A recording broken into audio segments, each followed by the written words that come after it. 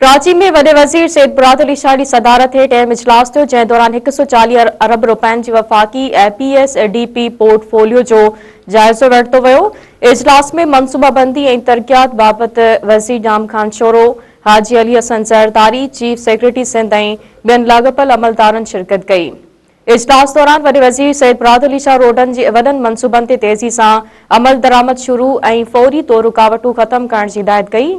वॾे वज़ीर सैयद मुराद अली शाह चयो आहे त इंतिज़ामी या टेक्निकल ऐं सबबनि में देर क़ाबिल क़बूल नाहे।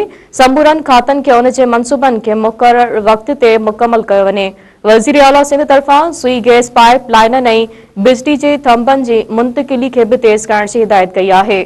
सैयद मुराद अली शाह जो चवणु हो त तामीराती मयार ते बि सौदेबाज़ी न थींदी ऐं जारी कमनि जी इंस्पेक्शन कई वेंदी। रोड मईशत लाइ लाइफ लाइन आहिनि। इजलास में जैकमाबाद खां कंदकोट ऐं ठटे खां बदीन ताईं रोड खे डबल करण जी मंज़ूरी बि ॾिनी वई।